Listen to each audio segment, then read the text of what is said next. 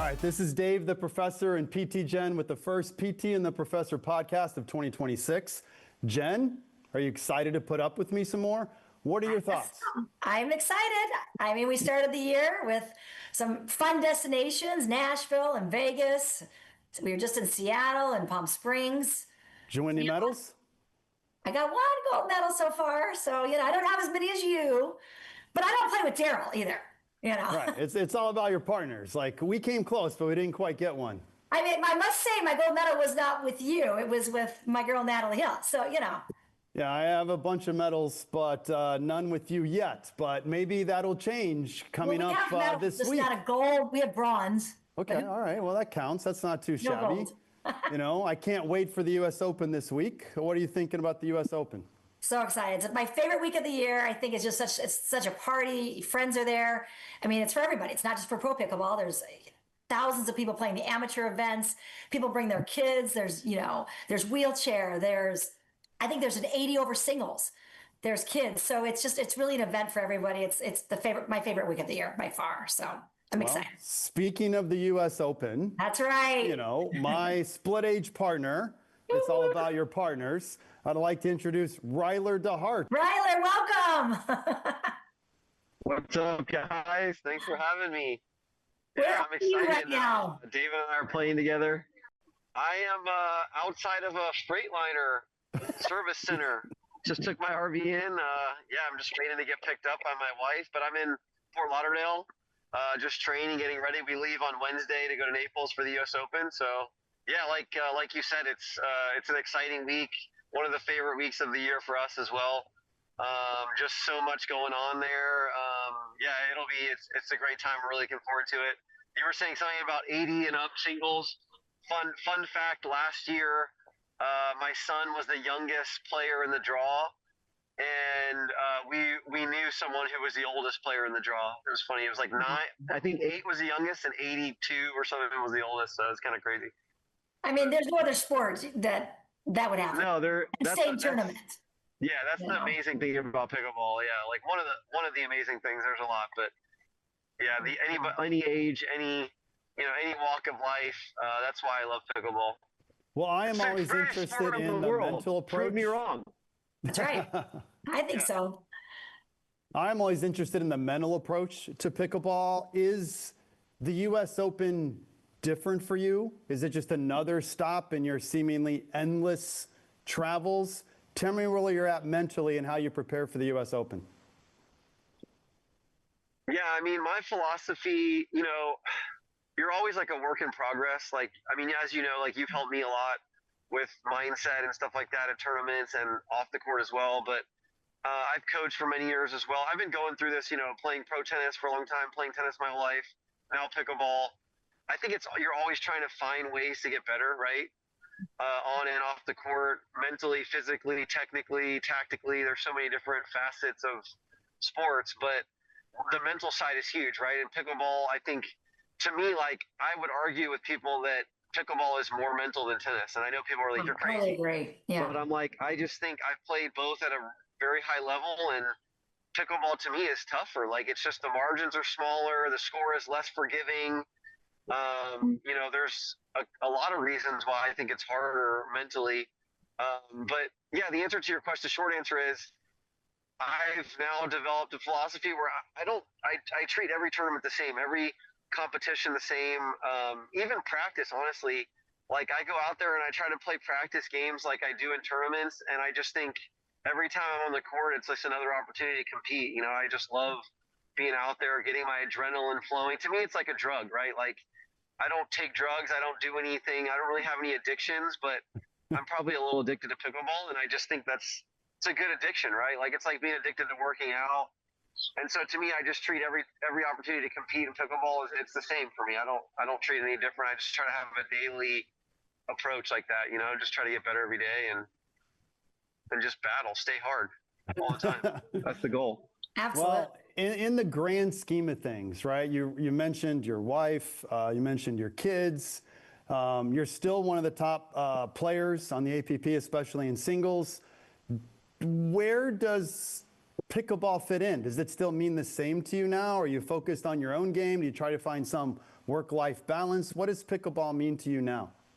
Yeah, that's a great question. I mean, I think a lot of people look at our life and our social media and all this stuff, and they think it's like, oh my God, they have such a glamorous life. We travel all over, like we're living the dream. And in many ways we are, and I'm super grateful for what we do. But like, I'll tell you, like my days are like packed. Like every day I'm just between, schoolwork with the kids, training myself. Today was a great example. That's why I said it was hard for me to even play in this podcast because I had to take the RV to get service. I had a guy come in to do our cabinets because we just moved into a new house. We had a termite guy coming. It's just there's just a million different things: grocery shopping, laundry, dish. It's just every day. Like Megan and I are doing all this stuff. We also coach, right? And she's training full time, and she's one of the top players. So it's not like, Megan, you do this and I do this. I mean, we do delegate a lot, but I guess the short answer is, yeah, we have a ton of stuff going on. So we have to like manage it all, but I'd much rather be doing this than working at a desk. Mm-hmm. So I do love what we're doing. Pickleball has given us this amazing opportunity to travel and compete professionally again for my wife and I, and then for our kids to be able to do it too and play tournaments. They just played a tournament at the Fort here, played all 3 divisions in 4-0. Lily won gold in singles. They're getting better.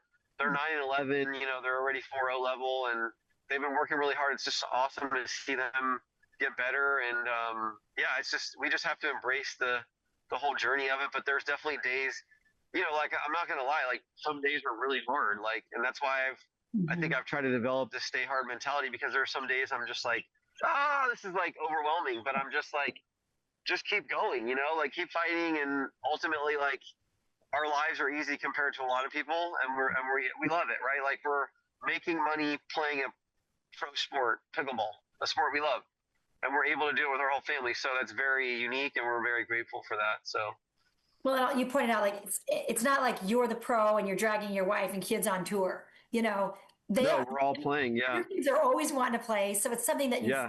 for share the same. Yes. And I mean, David can tell you, like my Sundays are just as busy at tournaments because, like, I was trying to watch David play in the last tournament in Seattle, and literally I'm trying to watch Megan play. I'm warming up the kids. I have JR on one court, Lily on another court. Yeah. I mean, it's complete chaos, right? And it's like, but you got to manage through that. And I always say I'd rather be busy than bored. So, we're doing it. We're taking it one thing at a time. But it's nice to be home now, and we were in the RV. We were living in an RV for 3 years, which was great. I mean, it was good for our situation. But now we finally bought a house in Fort Lauderdale, and I'll be honest, it's been nice to have like a home base, somewhere to come back to. Have some roots, some community, some friends, stuff like that. It's been really nice for us. So okay, let's do our little. You want to do our little fast? Okay, Ryler, we're gonna just throw some things out there. yeah. Something that instead of asking you something that no one would know about you, the whole 2 truths and a lie. Oh, 2 truths and a lie. Okay. Let's 2 truths and a lie and see if we can figure it out. Oh, geez. All right, you're putting me on the spot here. I know you're so quick and witty, though. Oh God. Now you're putting even more pressure. Now on even me. more pressure on him. Jeez. Wow.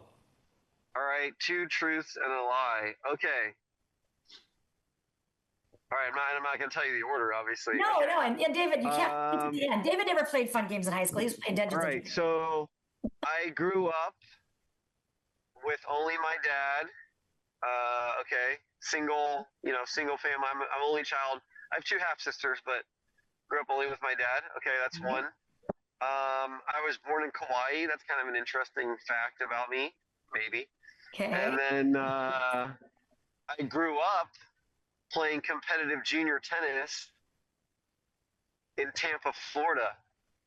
And I went to a Jesuit Catholic high school, all boys high school. Maybe. Okay, David, what do you think? Which one of those is true? Well, there's 2 truths and 1 lie, right? I would say the middle one is a lie. 2. I thought you were from Tampa for some reason, playing junior tennis. I don't think you're from Hawaii. Okay. I think that's both wrong. Oh, man. All right, so the first one I said I grew up with my dad only. I actually only grew up with my mom. Okay. Good I was born in Kauai. My parents had kind of a rough divorce. My my mom's parents, well, it's a long story, but like basically my mom's parents retired in Tampa, so she took me there, and I grew up in Tampa playing tennis, and all the other stuff was true. And where did you play tennis? I played at University of Illinois. Both No, Megan and I my played son there. went to school. Final Four. Oh yeah, ILL. Yes, they were just the Final Four. Yeah. The That's last where you time, and Megan met, right? fun- At Illinois? What's that? That's where you guys met, playing tennis in Yes, Illinois? that's where we met. We did not go to school at the same time. I graduated in 2006. As Okay. Megan was coming in as a freshman, I was still going back there to train when I was playing the tour. And Okay. that's how we met. Yeah. But yeah, fun fact, the last time the Illini were in the Final Four, they were in the finals. They lost in the finals in 2005. That was my junior year in college, actually. Oh, But Dee wow. Brown and Darren Williams, those two guys were the stars. Luther Head, that was such a great team. I don't know if I even ever told Yeah. you this. I grew up in Champaign-Urbana, and I'm still waiting for the I think call. you did tell me that. I wanted to play at Illinois Tennis, but they never called me for some reason. Oh my God. I'm sorry. He might have more medals, but Ryler, you and I were Wait. better tennis players. Where did you play it? But David, where did you go again? Where did you play? I played at a small D3 school because I really wanted to play for Illinois, but I played for a Yeah. small D in this suburbs of Chicago, Wheaton College. Okay, I'm gonna ask you quick questions, and you just like, Okay. what's the last thing you texted? What's the last thing I Your texted? last text you sent. I think I texted my wife to pick me up. I texted Megan to pick me up at the service center. Hurry Sitting up, outside. Yes. Did she give you the thumbs up or thumbs down? Yeah, no, she's coming. Okay, what's the most embarrassing thing that's happened either on the court or off the court in your pickleball journey? In pickleball? Yeah. An embarrassing gosh. moment. You're putting me on the spot. I don't know if I can. Embarrassing thing in I don't even think pickleball. Ryler gets embarrassed. I know you were wearing those. You rang out those sweaty socks and you put He them. puts them Yeah. back on. He doesn't It's- care. He's so hard. I don't really care about that stuff. It's Hey, you really really hard. get embarrassed. I will Stay say hard. it's very hard to embarrass me. I don't really care about what people think. That's a good trait. Who's your dream partner? My dream partner, well, it used to be my wife until she didn't want to play with me anymore. My dream partner, Say for and for mixed. You pick okay. it. Well, I'm playing a couple with Bobby. I love playing with her. I played with her a few times. She's super fun to play with. She's awesome. She's really good. I'm playing with. I don't know. I don't like to single one person out because I love playing with everyone. I have so many different partners, and I like playing with everyone. All right, so I want to ask you this question. Kyle and I. Yeah. Yeah, David's obviously my dream partner. Right. That was my dream partner. I actually like when you play with Kyle. I think it's a good matchup. Anyway, here's the way I want to ask it. We had a ton of fun. Jen and I both have the same celebrity dream partner. All right, so who do you Okay. think that is? I just said it. Oh, I didn't hear you. Is it for men's or I didn't hear you either? So it's for a man. Is it a man or a woman? It's a man. about our age Oh, about your age too. that we both want to play with. Like a senior pro player that's really good. Yeah. He's not quite, he's a celebrity, Oh, but a celebrity. Okay. He's not a celebrity. He's a celebrity tennis player because he was a tennis. Oh he's yeah. just a celebrity. It's not Vince Van Patten though, right? It's we not. like him. We like Vince. yeah. We love Vince. We Is love amazing. Vince. I read met his him book, in Vegas. Pickleball Greatness. It was Yeah. great. You guys should read it. It was awesome. He's awesome. He was at that charity Oh, event with Andre Agassi, Of obviously. course. Yeah, Like, of course. I was course just, it's Andre yeah, Agassi. Yeah, Agassi. I'd love to play with Agassi too, for sure. Guy's a legend. Well, maybe you If can down David. If Yeah, Andre he's called footage. Jen right now and said, I want to play senior pro mix with you, she'd be like, She would David dr- who? Oh, She of would drop course. you in a second. Yeah. So fast. She'd be like, David, Andre asked me to play together, and you'd be like, well, what can I do? Well, the Exactly. phone's not ringing, so you're safe. Okay, we have to because I'm a physical therapist. Okay, I know you're about to say Yeah. something. And I love the stay hard, the mentality, whether it's the mental aspect, which you and David, David's a philosophy ethics professor. Yeah. He's really good with the mental game. He's always saying, Jen, you can only control your effort, not the outcome. So I've gotten much better with the mental part, but That's you good. can still get frustrated and disappointed when you lose. But I'm always telling my patients, we are making our 50-year-old body now, our 40-year-old body now, our 60-year-old. It used to For be like, sure. so I'm always like, make more muscle tissue. That's gold. Or, strengthen your muscles today and your joints will thank you when you play. So I have all my little sayings, but you just said 2 words, stay hard. Well, and I stole that from David Goggins though, so I like to give him credit because it's not Okay. my thing that I came up with.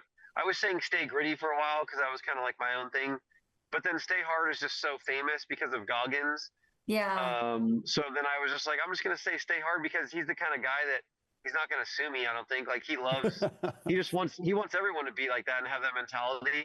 So I'm trying to do that for pickleball and just people that I'm around. And yeah, I mean it's kind of crazy. Like last year I've been doing it for a couple of years now, but I started a fitness challenge that I was like, let's just do something every day, sweat every day. And so I just do like 25 push-ups, 25 sit-ups, 25 squats, 15 burpees and 10 pull-ups or like comparable exercises. And last year I did it for I've tried to do it every year starting on January 1st for as long as I can go. Last year I did 66 days. This year I'm still going. It's like 90, almost 100 days. And so I still got to finish a couple burpees, but it's like, I don't do it all at once sometimes. Like earlier I went to Orange Theory today and I was like cramping, I practiced for like 3 hours with Megan. And then I'm like, so I did some of my circuit, but now I got to finish, like I have 8 more burpees and I have to do my pull-ups. So it's like, but I'm just like, it's the mental discipline. I try to make myself do something uncomfortable every day, like something where it's just like, I don't want to do this, but I'm going to do it anyways, because I just feel like that's life, right? Like, it's like, we gotta get comfortable, be comfortable being uncomfortable, like, and it's like, and yeah, like you said, like, we're getting older. I'm 42. You guys are 10 years older than me, whatever. It's like, but to me, I love the Goggins mentality because there's just so many people out there. And sometimes I joke, with my posts and stuff, but it's true. Like, I don't want to throw people under the bus. I know people have a lot of stuff going on, but at the end of the day, it's a choice. Like you have a choice. Everybody can get up earlier. They can stay up later. They can find 30 minutes. If it's 30 minutes, do 30 minutes. If it's 20 minutes, if it's going outside for a walk, it's like, my biggest thing that I try to tell people is like, do something. Something is always better than nothing. Like just get out there and do something. And then the more you do, the more you're going to want to do. Because if you're staying fit, and it's funny, every time I do my circuit, I usually do more because it's like, it gets me in the mindset of like, I want to work out. If I'm supposed to do 25 push-ups, usually I'll do like 30 or 40. If I'm supposed to do whatever today at Orange Theory, I'm going to do more because it's like, it just gets me in that frame of mind that I'm going to push myself. And so it's like, I just want to push myself every day. That's the goal. So I just feel like no excuses mentality. Like, get out there and get it done. Like, you want to lose weight, you want to get fitter, that's on you. Like, you want to get healthier. Well, you got to eat better. You got to work out more. It's not rocket science. There's a lot of, there's a lot of theories, a lot of things out there. People are trying to find the quick fix, the secret. But I would tell people there is no secret. It's like daily, consistent discipline and just freaking do it. Like, really bad workout is the one that didn't happen, right? Like exactly. I have patients that are, major fusion surgeries, 80, whatever age. And I just do that. I'm like, we're not losing 20 pounds by summer. That's not a goal. We're doing 1% better today. That might be sleep a little extra. That may be clean out a closet or read a few pages and put your phone away, but just move a little more today. You don't have to go to the gym for 2 hours, but absolutely get outside and walk. Or I say, you'll just do the band walk. I love the band. So, a few minutes. So, and you said it, the key word there is you got to move. If you don't move, you're losing it. If you're sitting on the couch doing nothing, you got to move. You got to do something. I mean, find something to do. Like, exactly. So what is so I hope you've been working out. Is your back strong? And you're ready to carry David, right? Oh, I knew you were going to go there. It's funny. I had a little back pain yesterday and today, and I think it might be just thinking about carrying that heavy load for split age. I don't know. At 2, Ryler? You better get ready. I hope your legs are strong because you're going to have to chase down the lobs and the drop shots. And you're going to let him play left because you're left-handed. I know. He never plays right. I want to play left. Yeah. He's trying to grow his beard so you guys can look more similar. The problem is it doesn't come in red anymore. It's all white. Yeah, I know. I just get the red. I get the salt and pepper now. Mine's all salt. He's working on it. Megan doesn't like my beard though. I have to shave it if it gets too long, she's like, she doesn't like it. So. Well, is it lucky? Does it help you win? I don't believe in superstition. Yeah, I'm not a superstitious person. Yeah, we have a listener question. They're going to say, do you have any pre-match superstitions? But I would like to rephrase that. Do you have any maybe? pre-match rituals or anything to prepare you? Right. I'm always trying to find new ways to like get myself in the right frame of mind, but I don't. I mean, I don't have any like crazy rituals or anything. I'm not superstitious. I mean, the one thing I would say that's some people are like, "Oh, really?" is I don't look at the draws. I don't look at the draw. That's not Yeah. that's not superstitious though. It's like when I was like 11 or 12 years old playing junior tennis, I used to look at the draws because that's what all the other kids did. And then my like the kids would be like, "Oh, look, if we win, we play in the semifinals and blah blah blah." And my coach was like, "You're looking ahead to the semifinals, and you got this match first round that this kid is good. You're when you look at the draw, you're just looking past opponents and you're not actually respecting them." And so to me, it's like I don't care who's on the other side of the net. I'm going to play that person first and that team first. And like it's like you don't know if you're going to where you're going. You got to take it one match at a time. So I don't like looking ahead. If someone tells me, "Oh, you're in this quarter, this section," I'm like, "Fine," but like I'm playing the match right now. Like so that's one big thing for me is like play the match in front of you, respect every opponent. Like I like to have one earbud in, and I'm usually listening to some Goggins or something like that in my ear, like just about how like I got to embrace the suffering.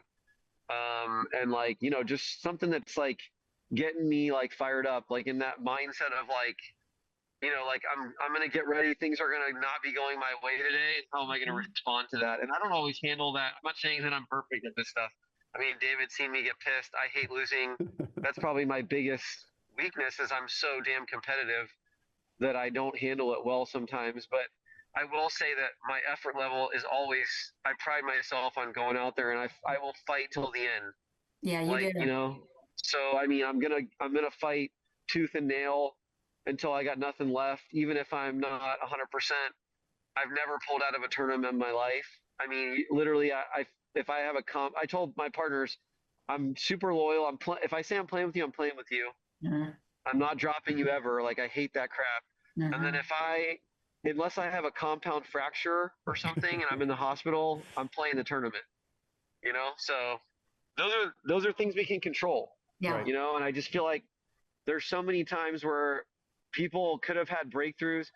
It's so funny. The singles tournament that I won at the fort, people were telling me not to play. They're like, "You're coming from India. You're going India, Florida, India. Like you're gonna get injured. Like you're gonna have serious jet lag. Blah blah blah blah blah." I was like, "Screw that. I don't have a chance to do well unless I play. The first step is showing up." And sure enough, I won the tournament. You know, so there's so many opportunities that people don't even know exist because they don't show up. You know, they don't put themselves. You can't be successful unless you put yourself in the opportunity. You give yourself the opportunity. So I'm like, the more opportunities I get, the better. And I'm not going to win every tournament, but I'm going to play every tournament. I'm going to fight my ass off, and good things are going to happen eventually, right? So, and you know, it's the process, it's the journey. Like I'm trying to just get better. Like I'm trying to stay in shape. Pickleball is like a vehicle for me to just not be sitting on my couch like a fat ass. You can edit that if you want. Job. Well, you said before, like I don't look at draws either. And coming from tennis, you know, pretty much in tennis, the guy you always beat or the girl I always beat or the girl I always lost to, because there's deuce, add, best of 3 sets. I mean, it'd go long sometimes, but the person, you know, if you played a person 10 times and they were way better than you, you got 1, they got 9. Pickleball, if you let somebody in a little bit, you let up, it's a plastic ball, it's a plastic paddle. There's a dribble that can happen, let court, all of a sudden, you know, you lost one in the sun. So you're right. I've had great wins and I've had horrible losses, but they're not horrible because everybody's good. And, you know, they make shots. Anything can happen. Anything can happen, especially I think. So, which again, makes it more fun because there isn't quite the, you know, I'm not going to beat the #1 girl from UCLA that went pro in college. Ever. But you know, the disparity in pro pickleball, or especially senior pro, it's smaller. Isn't that great? Yeah, exactly. Yeah, which I makes agree. it more exciting. So. No, that's for sure. Looking forward to. Are you ready for? If you could only win singles, mixed, or men's next week, you only can pick one.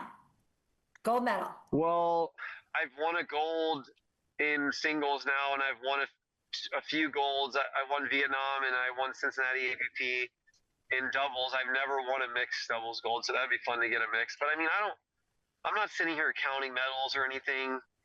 Like, to me, that's not the most important thing. It's like, I just want to battle, out there. And it's like, I just want to keep playing. Like, I'm not focused on, I'm trying not to focus on that. So who doesn't want to win? I mean, I want to win, obviously, but I don't want to look back at my career and I'm not going to be like, oh, I had this many medals. I had this many. It's more like I want people to be like, man, that DeHeart guy was a freaking animal. Like, that guy was tough to play. I liked watching that guy because he fought his ass off. He was always, he was a great partner. I want to be known as a great partner, like someone that's building people up, like, positive, like I want to show people that you can fight really hard, but you can still like be a good person out there. I'm not saying I'm always a good person, but I'm just saying like you can be a great partner. You can be positive. You can. It's more than just winning. Like this sport is not just about winning pickleball matches. There's a lot more to it than that, right?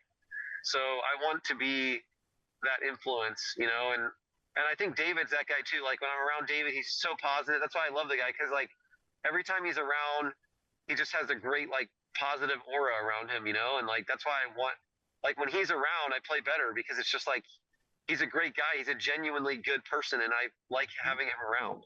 And that's the kind of person that I want to be too. So I feel like that's what it's all about. It's not about like, sure, you can have like when you're on your deathbed, oh, I have 17 gold medals. Who the hell cares about that? It doesn't matter at all. Like that's the last thing that people are going to care about, Like there was this great guy.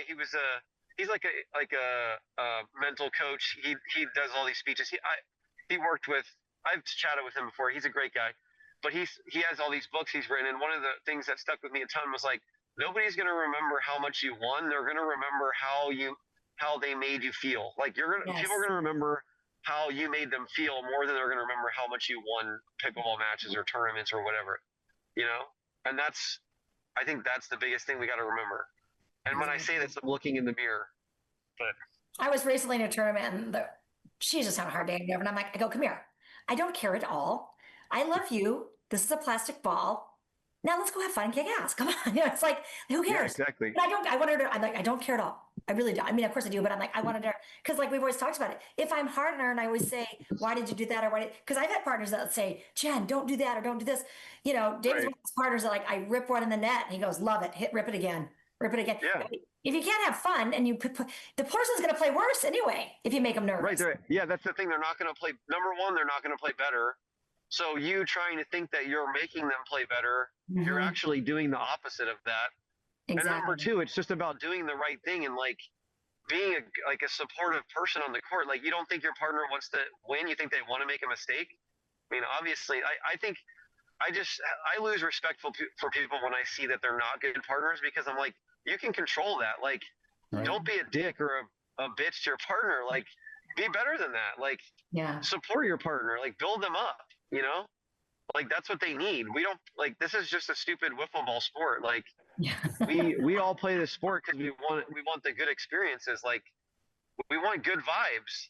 Exactly. Don't take the fun out of pickleball for God's sake. Yeah, a big part of that is being a great partner.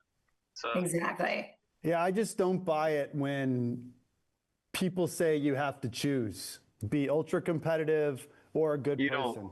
I see people that are ultra competitive like yourself and are still really solid human beings. Yeah. And I'll be the first to admit my greatest weakness is sometimes I'm not a good loser. I get pissed when I lose and I'm trying to work on that. I know that about myself. I'm trying to work on it. But yeah, I think during play, I mean, I'm always respectful. I mean, I feel like I make very fair line calls. Like, you just got to have integrity out there. Like, it's like your word and your integrity are something that you can't buy. It's priceless, and you just got to protect those things. So, absolutely. Yeah, that's important to me. All right, Dave, what's your game plan for the two of you? Are you excited? The game plan is I'm going to focus on that 10% of the court, which I'm going to cover, and I'm going to be super consistent and then say, partner, do it. I'm just going to sit right here on 10% of the court, and if the ball's not hit there, I'll say, you get it. That's what you like, though. Your backhand dink and your backhand counter. That's right. I got the middle. Okay, you got middle. Leave the ground, the driving to Ryler. That's right. Well, Ryler, thank you so much. I mean, do you have anything else, Dave, you want to No, add? I just really appreciate you coming on. I can't wait for the U.S. Open. You're just a really solid human being on and off the Thanks, court. man. I love how you're so competitive, but at the same time, you're just a good person, a good family man, a good father, et cetera. So we really appreciate you coming on. Thank you. It's my pleasure, and I would say the same about both of you. It's been really fun getting to know you guys more, watching you play, and I love watching the senior pros play. And it's about the passion, right? I mean, it's Exactly. like you guys aren't making that much money 52, but out you know, there. you still. Right, you guys, yeah. I mean, you guys want to win. I'm going to be there soon too. I'm going to keep playing. I want to keep playing as long as my body allows me. And You'll be there. but yeah, I mean, like we said all along, I think the theme is like pickleball is a way for us to like still have something to motivate us, right? To like stay in shape and keep fighting and get better every day at something. You know, physical, mental, everything, all that stuff. Like if we didn't have pickleball, I don't think I would be so motivated and probably wouldn't be as happy, right? So it's a way that we can all still have something to work towards, and I think that's the beauty of the sport. One of the great things about it. Definitely. So Well said. All right. Well, thanks, buddy. Yeah. Can't wait for the U.S. Open. thanks, guys. Stay hard. All right, stay hard. Had to get that in there. Thanks, Ryler. All right. Do we like Jen. say goodbye now, or you can edit it out, right? We'll edit it out.